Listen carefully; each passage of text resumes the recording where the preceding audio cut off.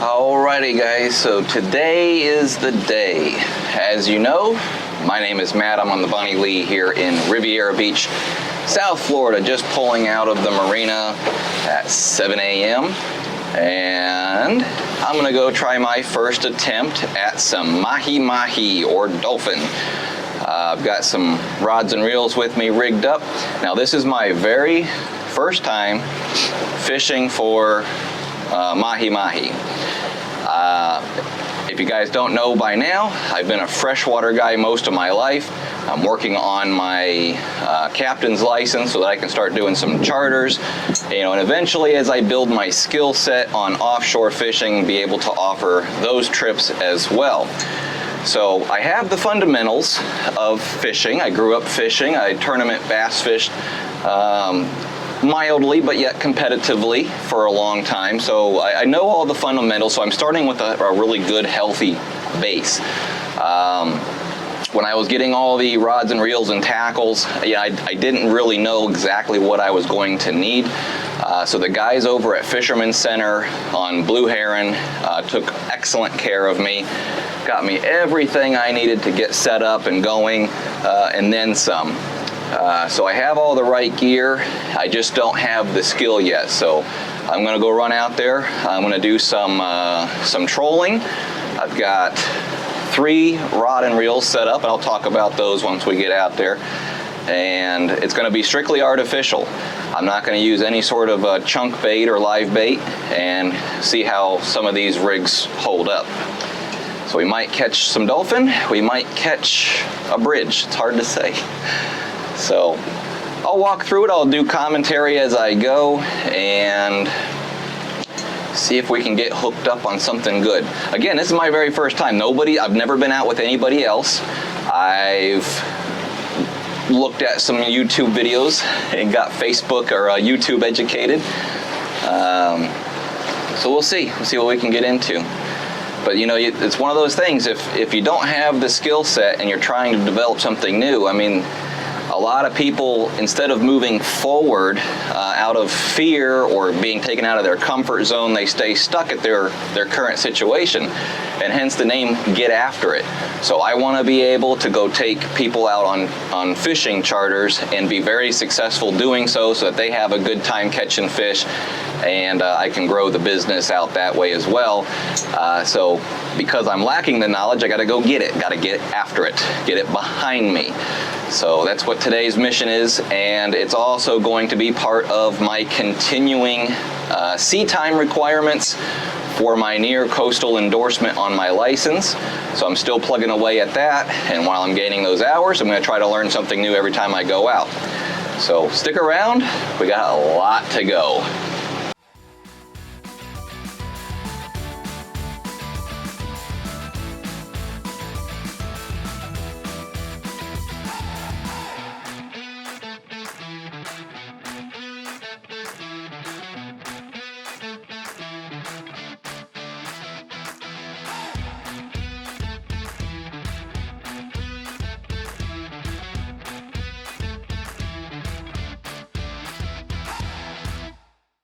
Alright, so hopefully the audio quality is okay. I'm just running out the Lake Worth Inlet here.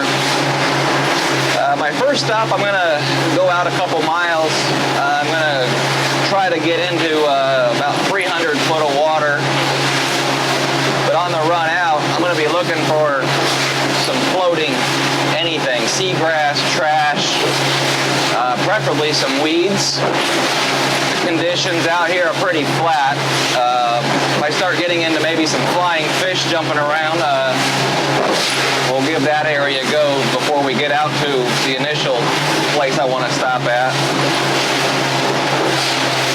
But for right now, we're just going to be on course, basically due east. And I got about another 1.5 miles, 2 miles or so, I think, to go to get to that 300 foot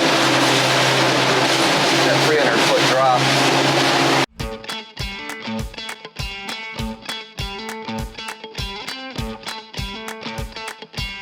Actually, I'll probably go southeast a little bit, change heading here.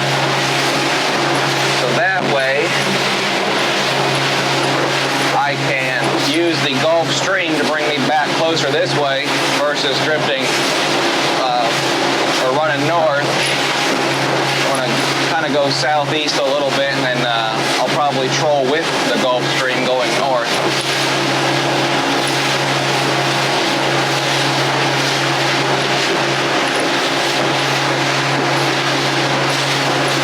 I want to take a pause for just a second. This is just a picture too good not to pass up on here.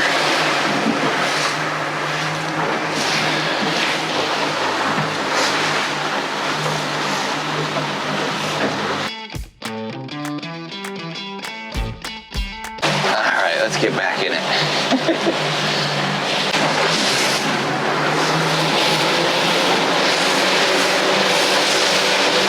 So we don't have that much further to go. We're rapidly dropping off. We just hit 200 foot of water, rapidly dropping off. So I'm going to start looking around this area. I do have a little bit of seaweed out here, not a big trail of it.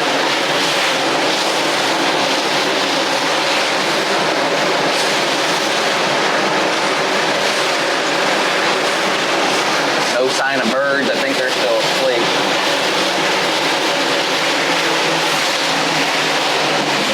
Well, we got some seaweed blowing out here, so this is gonna be my very first attempt ever of going after some Mahi Mahi, also known as dolphin. Size limit, I'm going to double check that. I believe is 20 inches is the minimum, but I'm hoping for something a lot bigger than that. All right, let's go. I'm going to go get back into that grass, or alongside it anyway. All right, so I ran out the Lake Worth Inlet. I was targeting for about 300 foot of water. Now you gotta remember, this is my very first time ever attempting to go catch some dolphin. And while I've been fishing pretty much my whole life, it was mostly freshwater, and my saltwater experience is minimal at best. So when it comes to like drift fishing, bottom fishing, that kind of stuff, that's not a big deal. That's pretty simple fishing, and I enjoy it. It's fun just to go out and catch whatever bites. But today we're going to target the dolphin. So as I was running out, I noticed there's a swash of some seaweed blowing up on the surface. So I'm going to use this spot. The grass is just off to my starboard side. I'm heading south, and about 237 feet of water. Yep, so this looks good. So what I'm going to do is I'm going to actually head south against the Gulf Stream. I'm going to set my autopilot. There's not a boat around. I have my radar on with collision avoidance, so that just in case somebody creeps up on me, I could take evasive action. But I'm out here early enough, and I'm starting to see some stuff busting out here. So I'm going to get this autopilot set so that I can get my rigs out in the water. Oh, we'll talk about those real quick, what I'm fishing with. I mean, I'm not pressed for time. We're going to be using I'm going to be using these Shimano. This is the Saragossa. I think this is the 4000. Yeah, the 4000 XG spinning reel on a Crowder's E-Series rod. This is a 7-foot rod. It's on some lighter line, so I anticipate if I get into some sizable dolphin, I'm going to lose this lure here. So I'm using nothing but artificial today on my bigger guns. This is the Shimano Speedmaster 50 or 25 2 series. And you can see what we're running on line here. This is another little teaser rig with the hook on the end. I chose this one. This might be a little bit too heavy for what I'm fishing, but I've got weak arms and stuff, so I'm gonna try to fight these fish a little bit. But I wanted this reel specifically because it is a 2-speed, and it was just I have a little bit lighter one, but I wanted to bring the 2 speeds and a little bit heavy gear. because after all, I mean, it's my first time. I want to see what works, what doesn't work, and just kind of learn it. Learn it as we go. So I'm going to go ahead and get these all set up. I've got the chartreuse or pink with like a teal skirt. I think you can see that in the picture. These are the blue and white. We're going to throw out the spinning rod as the long line. I'm only going to run three reels. I might only run 2 to start with, or maybe even 1. We'll see. But what I want to do is I want to get a long and a short out is my goal, or 2 longs, a long, a little bit shorter, and then a little bit shorter closer to the boat. So I pretty much have a full spread going back as far as possible. I'm not going to be using the outriggers today. That'll be for later down the road. So let me get back on this weed line, get everything set, and we'll get fishing. All right, we got to cut back. Yeah, we're in it. Okay. All right, we're in it. So let's go ahead and do heading hold right here. I'm going to set my initial speed, and from what I understand, you want to kind of troll somewhere between 6 and 10 miles an hour. I'm just going to speed it up to about 5 miles an hour for right now and try to get these lines out.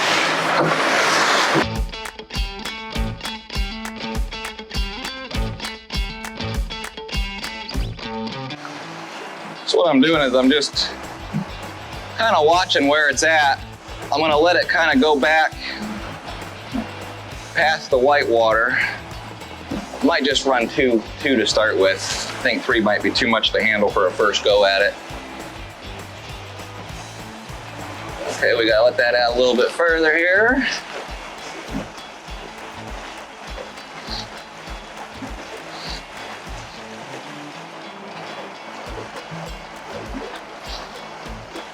Let's see where that's sitting.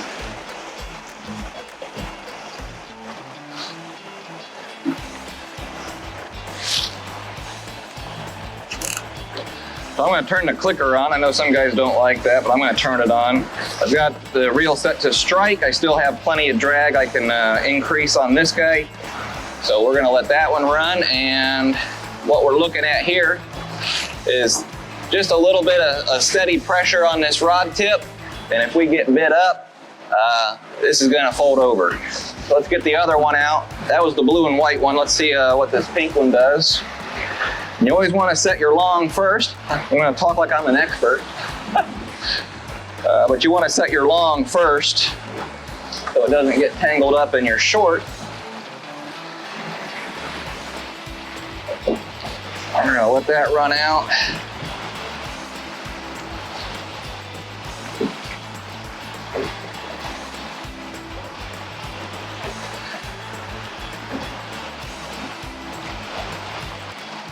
Let's see where that's sitting at.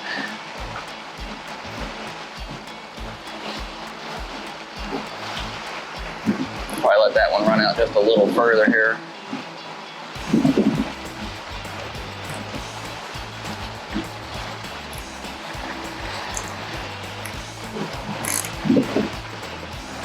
All right, I want to start with that. I don't know exactly if that's going to work or not, but I got one out just back behind the white water and one a little bit closer in.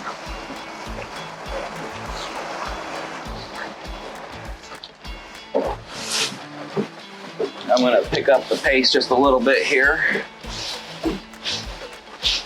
What I'm doing is I'm listening for that clicker to go off.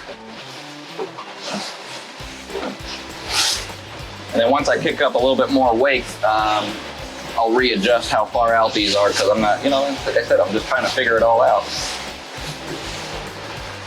So we're going at about 6.5, 7 miles an hour right now is what we're gonna sit at. I see stuff busting in the water, so we'll see what happens.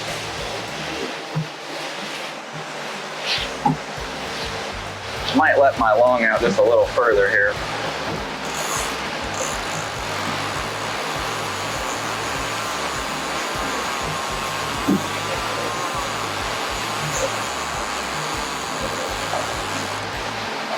All right, we'll do that.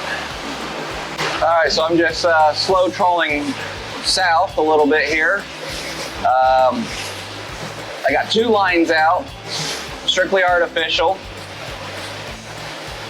I don't even know if I have them set exactly correct, but the long line is out way past the white water, and the shorter is just inside where it starts to fade out. Got a little bit of seagrass out on my starboard side heading south, so more inland. Going about 6.5 miles per hour. Might step that up just a little bit.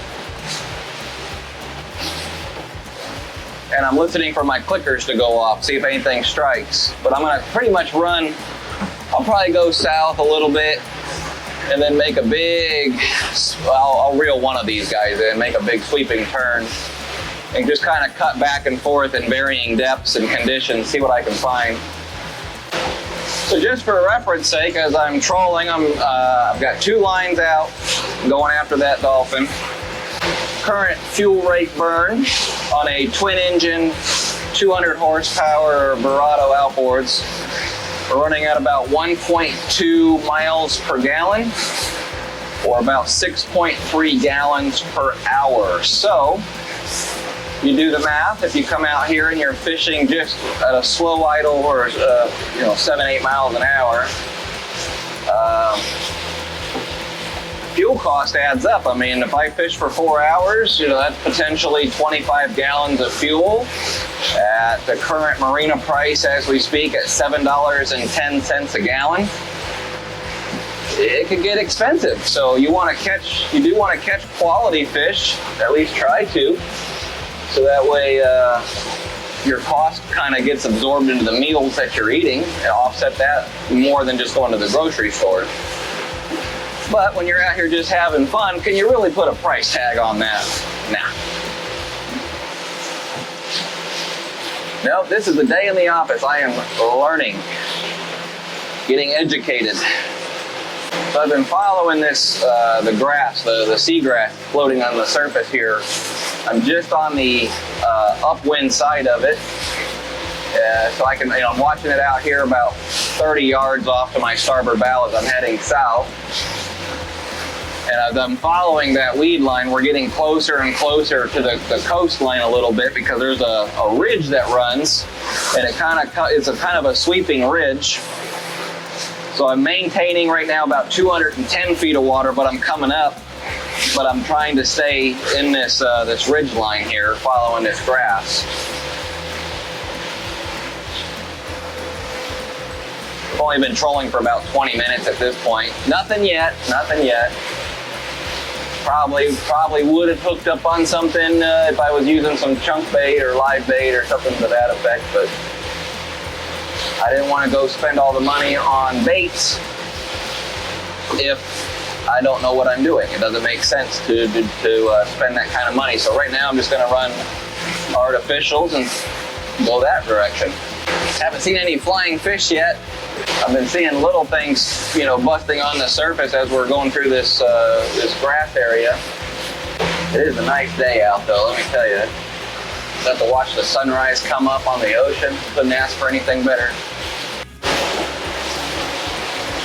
Well, I came in a little bit shallower, 80 foot of water, following a ridge line, still heading south.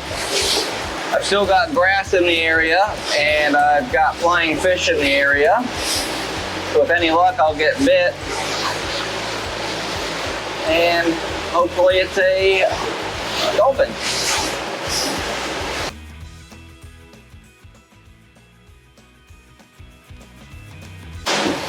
There we go.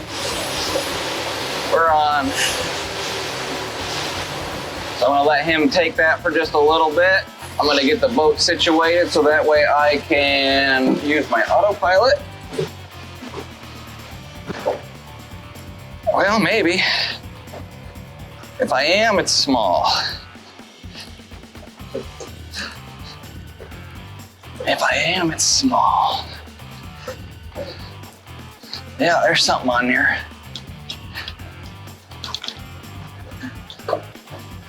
We don't want to get tangled up in these props at all.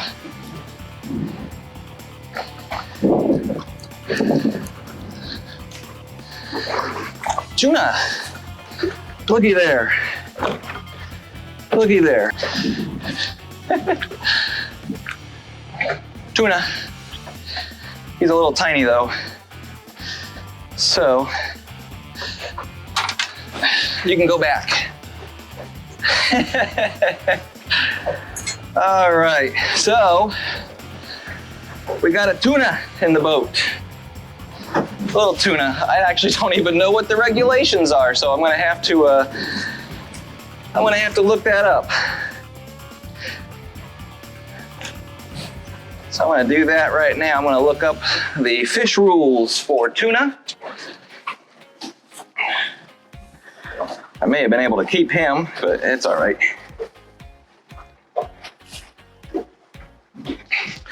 So let's, that was fun. All right, tuna. That looked like, well, now I need to figure out which one that was. Was that a blue fin, a yellow fin, a black fin, or a big eye, or albacore? So I'm gonna look at my pictures. See, okay, he's got, all right, let's look. That's probably,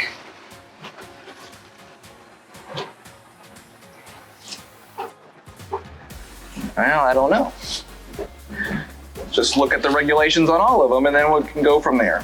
So, open season on albacore, special gear, okay. Big eye, 27, so that would have been not even close.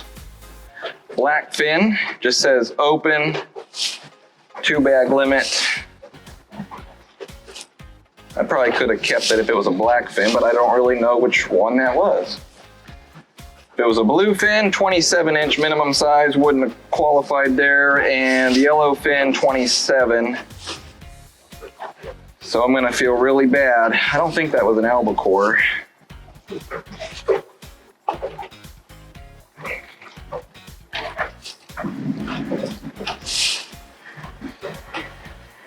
Yeah, that's all right. All right, let's get reset here and try it again. I'll show you a picture of I'll show you what I caught that on.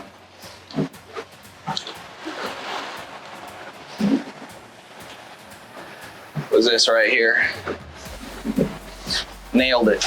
I mean, that wasn't what I was coming out here to try to catch, but I'll take it.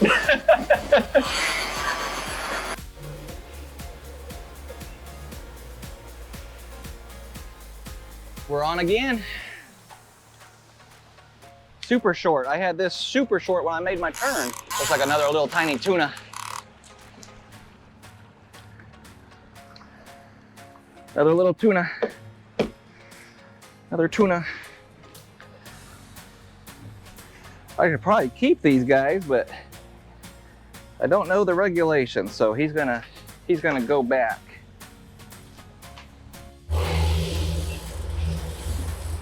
We are on again.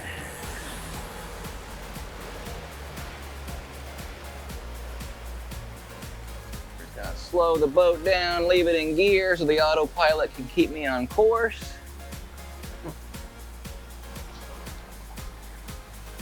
Yeah, little tiny little thing. Really tiny. See how tiny that guy is? Look at that little tuna. He's gonna grow up and be a good dinner one day. Yeah.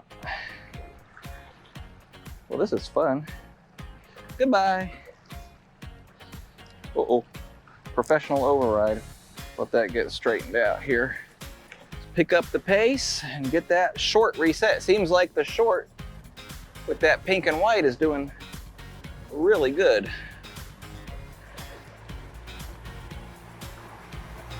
So we're just going to reset the short.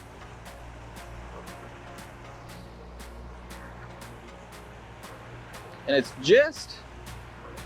not out that far. It's probably only out maybe 100 feet, still in the white water. Are we hooked up all? No, we're not. Okay. So the short is only out about 100 feet. And the long, I mean, I don't know if you can see it on camera or not. It's out probably double or just beyond double as far outside of any of the white water, skipping up on the surface. Both of these are top water, but this short has produced 3 tuna now in about 80 feet of water. All right, let's get back up to about 10 knots. That's kind of, I'm going now back north, so I'm going with the current, the Gulf Stream current, which actually helps my fuel burn quite a bit. Earlier, we were about 6.2 gallons per hour at 8 miles per hour going against the current. Now we're running at, let's get up to speed here. Now we're running at 10 miles per hour with the current at 4.9 gallons per hour. So not bad. That's pretty neat stuff. So first time out, first time ever trolling with anything, you know, saltwater wise anyway. Come out for dolphin, but I've landed 3 tuna now. So at least I know I can catch some tuna. And I got flying fish coming all over the place, so maybe I'll get hooked up again here real soon. So there's some spots out here. We're not that far offshore. We're only maybe a half a mile offshore, if that.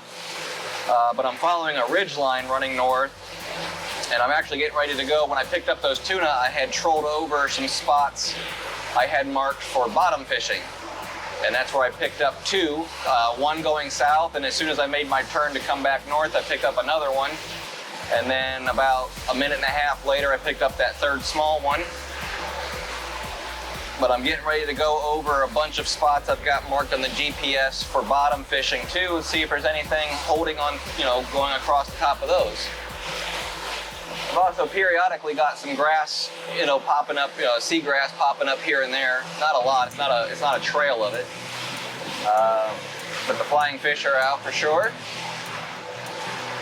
And if we don't pick up, I'm gonna run back to the Lake Worth Inlet essentially, and if we don't pick up what we're hunting for, which is Mahi Mahi, I'm going to continue going north.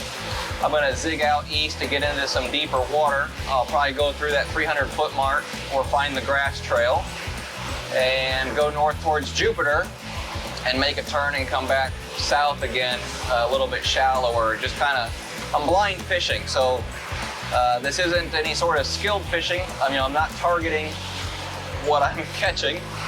So I'm just blind fishing and trolling, so that way as I get hooked up, I'm building that knowledge in my head. Otherwise, how else are you gonna get it? I could hire somebody or go pay to go out on the boat and probably not get the same as just coming out here and doing it myself and figuring it out. So far the tuna, oh, there's some fish busting over there. I wish I didn't have these long lines out. I would definitely run right over there. Yeah, I might actually, now that I'm looking at it, I might go down over all my waypoints and then circle back just a little bit shallower and get over on the west side of these. Yeah, because it looks pretty good over there right now. Just got to make big sweeping turns, otherwise I got to bring my lines in, which I may just do that just so I can get back over there. Yeah, that looks healthy over there.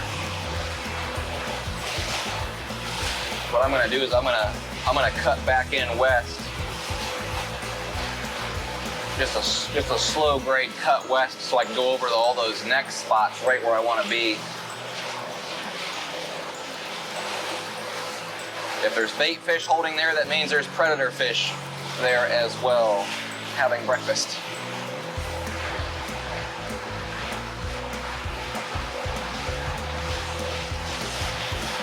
Now where I'm at, I'm just south of the Lake Worth Inlet. It's not a big secret. There's really good fishing here in Palm Beach area. So I'm probably, I don't know, maybe 2 miles south of the Lake Worth Inlet and about a quarter mile, half mile out.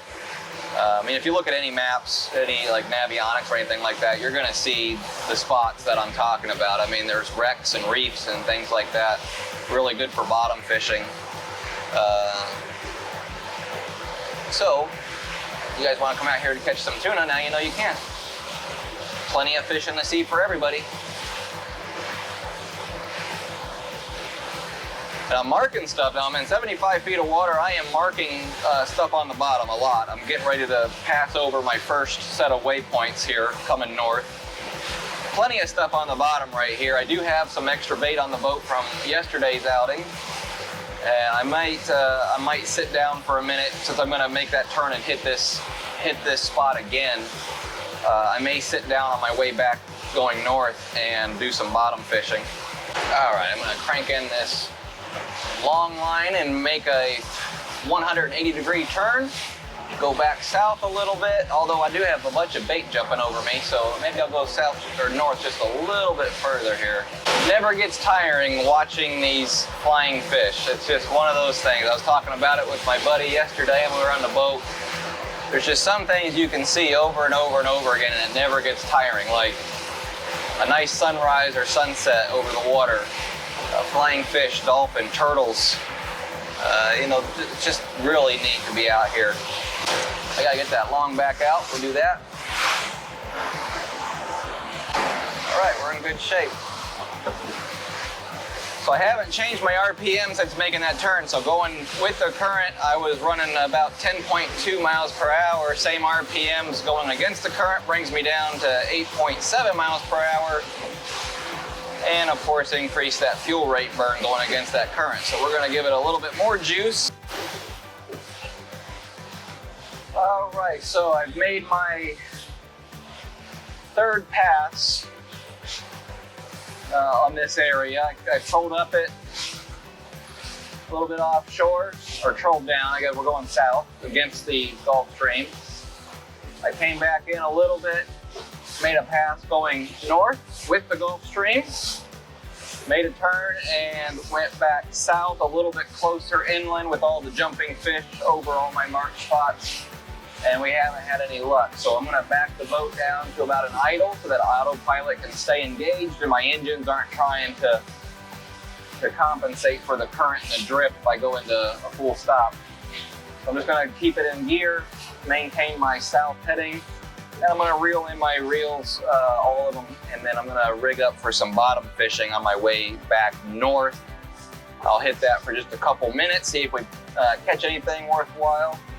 And we're only gonna spend a couple minutes there, and then I'm gonna go ahead and reset my spread and run north past the Lake Worth Inlet, and I'm gonna go out into the deeper water. So let me get all these lines in so we can rig for some bottom fishing. Then I'm gonna reel my short end and my next longest, and then my longest for last, so that way nothing gets tangled up on the way in. So now you see why I stress the importance of wearing a safety vest, and of course my electronic automatic kill switch. If I go overboard, this is wireless, and it'll also send out a distress message if I'm in the water for more than 5 minutes. But you see when I'm fishing back here, I'm not tethered to the helm with the safety kill switch. I'm working the boat by myself. The boat's engaged on autopilot. I've got radar on with a collision avoidance. So that way, if I am not paying attention and I'm getting close to a boat, it's gonna alert me to that. But if the boat's in gear doing 10 miles per hour and I catch a wave sideways or I lose my balance and I go overboard, I've got my life vest. The boat's gonna stop. It's not gonna run off on me and leave me stranded, or heaven forbid run into somebody else. I mean, the boat's got right now about 100 gallons of gas in it. It could run for a long time. And then I've also got my PLB on me, so if I do up in the water, somebody can come find me. So that's why I stress the safety, because you just never know when something is gonna go awry and you end up in the drink. And we're gonna do a little bit of bottom fishing. I have my other Saragossa reel set up with a real simple drop fishing. It's just got a weight on the line, then I'll add my circle hook leader to that. Actually, I think I'm gonna sit right here and just kind of drift down into my spots. It looks like there's some stuff sitting down there right now, so let's go give it a try. Now I'm gonna be sitting stationary. Well, I'm not gonna be sitting stationary, but the motors are off. And because of the Gulf Stream coming around the south tip of Florida and coming up the east coast and running up towards the northern part of the United States. Right now, I'm not in the thick of the Gulf Stream. I'm more on the outskirts of it. And my current drift is 2.3 miles per hour. If I go out a little bit further offshore, that drift is gonna kick up to about 3.5 miles per hour. So that's a significant amount of drift that you're encountering. And if you do any sort of like chart plotting work and stuff, when you do your set and drift, I mean, that's how I set down in my spots. I look at how is the boat drifting in concert with where my waypoints are, and I position the boat accordingly to use the drift to my advantage. But you know, you don't have a whole lot of time to stay on your spot. So by the time you get a rod in the water and it down to the bottom and catch a fish and take care of, you know, de-hooking it and getting it all situated, you're already several hundred yards from your original spot. I did try anchoring yesterday, and anchoring just wasn't working for me very well. So I'm just gonna go ahead and do a set and drift and do a little bit of bottom fishing here. We gotta pull out some old squids. I got a couple squid I don't have a lot of bait. Just some leftover from yesterday. Well, actually looking at it,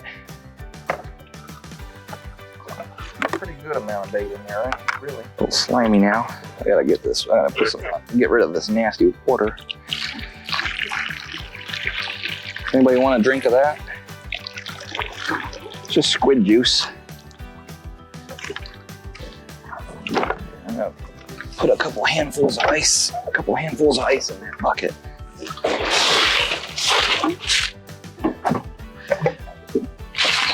You know what's crazy is one of the first things you're taught, so I put some ice on this squid in this bucket, keep it cold, but really the more important thing is these fish are so picky, they don't like warm squid, they like really cold squid. I mean, they're just picky that way. Of course I'm kidding, it's not true at all. Or it could be true, I don't have enough knowledge to know either way, so it could be true. I gotta get a leader. Oh, let's bust out the big guns. Gotta get rid of this.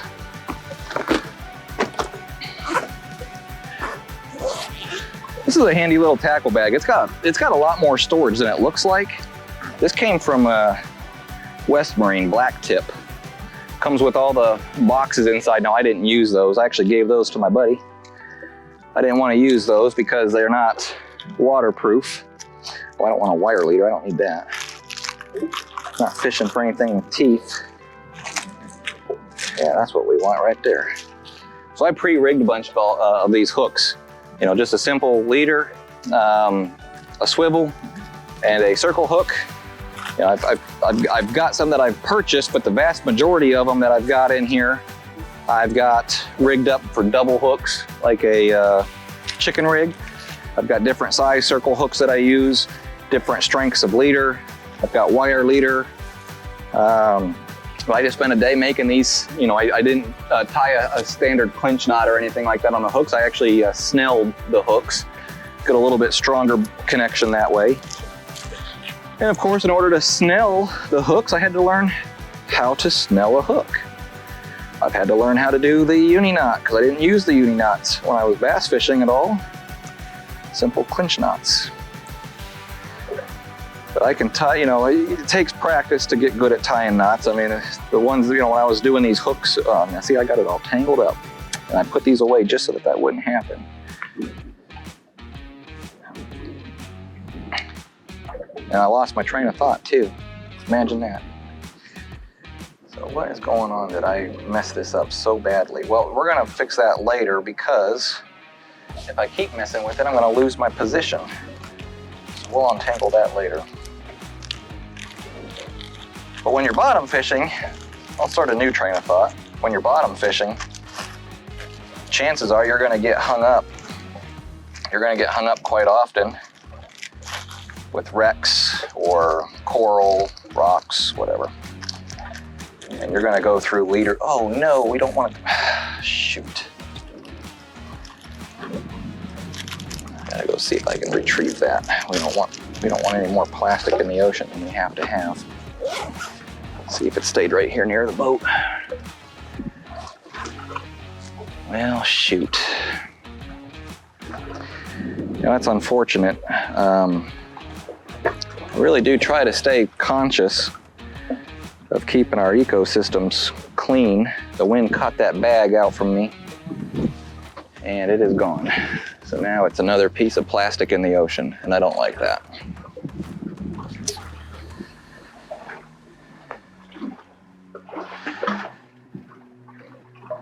The general rule is if you bring it on the boat, it stays on the boat until you get off the boat, and then you take it off and dispose of it later. So anyway, I made up all these rigs, different lengths, different strength, brake strength. I don't want my main line to break if I get snagged. I want my leader to break, so then I can just really quickly add a new leader to this. And what we're gonna do right here is I'm not gonna cut this squid up. I got a couple pieces in here, but I'm gonna throw a whole piece in there. We're just gonna hook it right through the hood so that it sits nice and pretty in the water. And we're gonna let it drop. Yeah, I didn't tie anything. I'm still learning all the knots that are important for offshore fishing. I'm really good at the uni knot now. The clinch knot I'm fine with. I'm able to, get a heavy braid down to a light mono, do those knots. So I'm fairly proficient with knots, but some of them need a little bit more practice, and that's okay. I'll get plenty of that. See, we're gonna have to set this somewhere else, because I might actually have a fish already.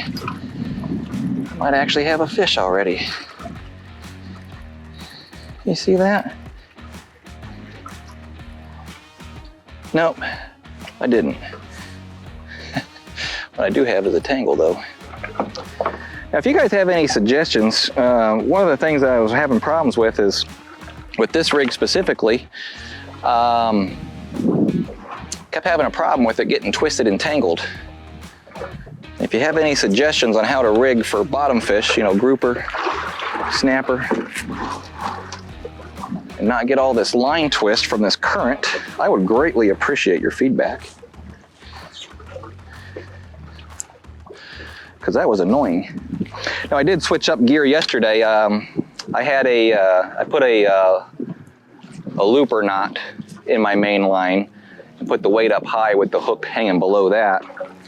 And that seemed to be a little bit better than having a sliding weight. I didn't get tangled up nearly as bad on myself. I wish you guys could see this water from my perspective. I mean, it is just, right now with the sun being still pretty low, it's this deep mesmerizing blue. The water's clarity is very good. I mean, you can see into the water quite a ways and see the sun rays kind of refracting around. But when the sun comes up full and this ocean turns this vibrant blue when it's clear like this, it's just something to see. You can see fish 20 feet down from your boat. Better get some tools ready just in case. I should probably have my deep drop, my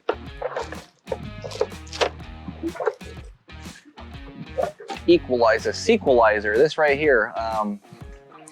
There is a rule that when you're fishing for certain species of fish, you have to release them as fast as possible. I mean, you don't want to sit there and hold them up for 5 minutes taking pictures and messing with them on shore or on the boat.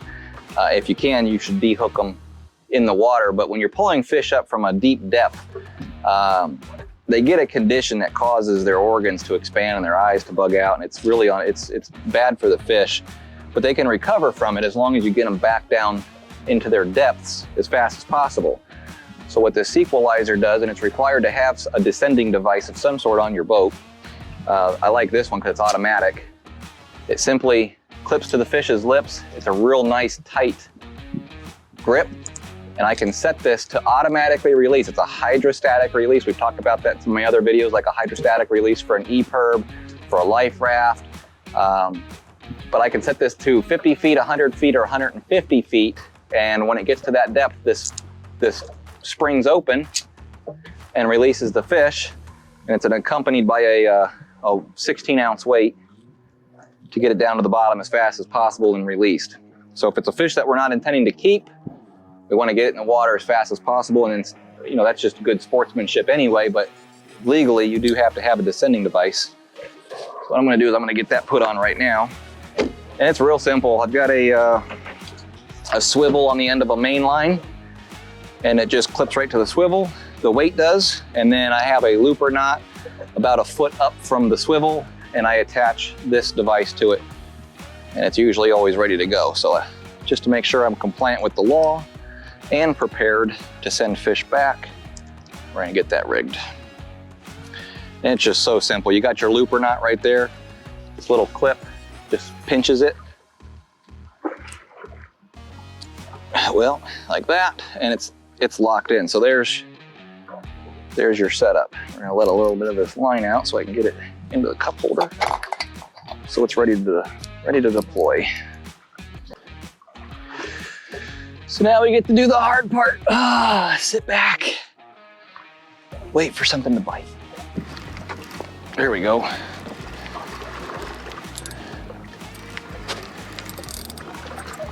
There we go. The camera's rolling. What do we got here? We got a fighter. Ah, looky there, little triggerfish. Look at there. Look at that thing. Triggerfish, whoo. He's got, there it is right there, two of them. There's a spine there and a spine here, and you don't want to get whapped by that thing. Ugh.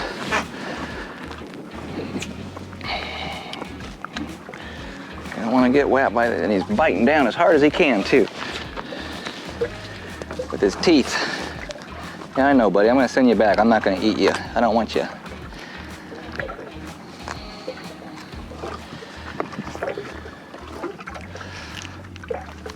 There we go.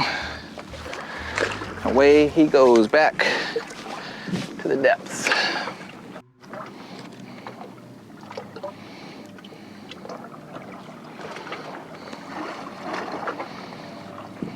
Oh.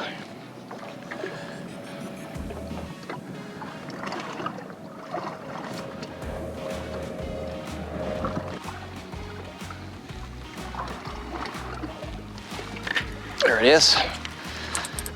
There he is.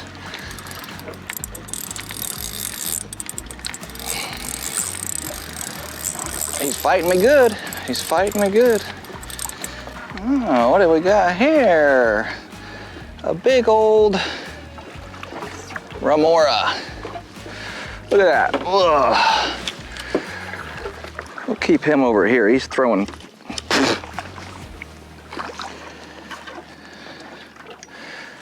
He's throwing stuff everywhere. So, got a face full of stuff. Now these guys evidently, come on now, sit still for a second, are pretty decent eating, so I've been told.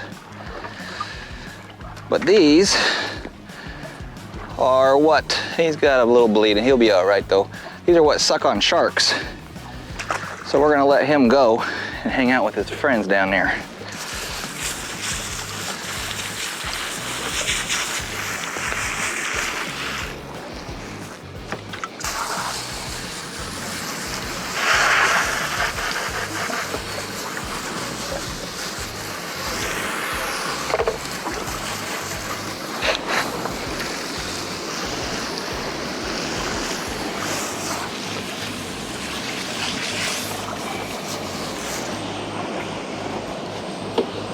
Clean up as we go. Catch a lot of those over here. It's not what we want. So as far as texture on those remoras, they feel kind of like a catfish.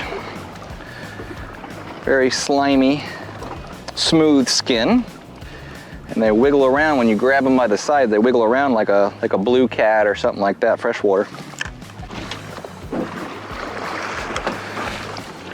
Ooh, rocking and rolling, rocking and rolling.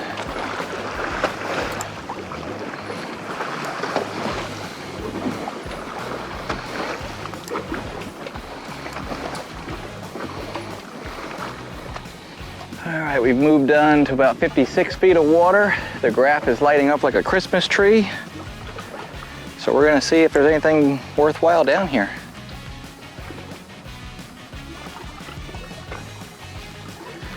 There we go. There we go.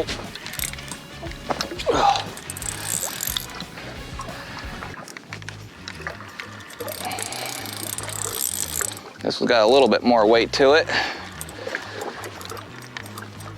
What could that be? Looks like another triggerfish. Oh, looky there.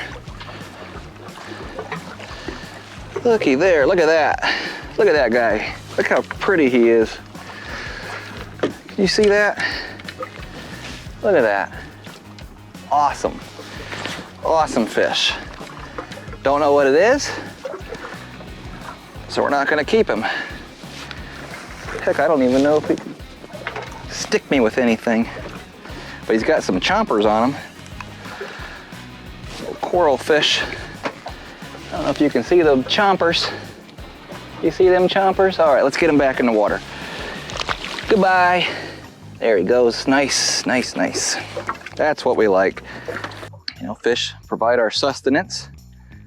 I don't currently need any sustenance at home, so I'm not gonna keep him. If I pick up a nice grouper, I might take that home for dinner tonight and have some grouper sandwiches. That would be nice. And we're gonna fish this until we're kind of blown off of it, and then I'm gonna go back to trolling for some mahi mahi. Bet it'd be nice to dive this, you know, and see all the fish down there. That'd be pretty cool. All right, so I did not catch any mahi mahi today. That is quite all right. I did catch some of those tuna. I think they're called little tunies. Caught some of those and did a little bit of drop fishing and caught some fish. Nothing to take home for dinner. But for a first time out, it definitely was a confidence booster. I know some things to do the next time now, and the only thing I can do is keep getting after it, and then I'll get better and get proficient. So better luck next time, but that's okay. This is fishing. We'll see you on the next one. Thanks for hanging out with me.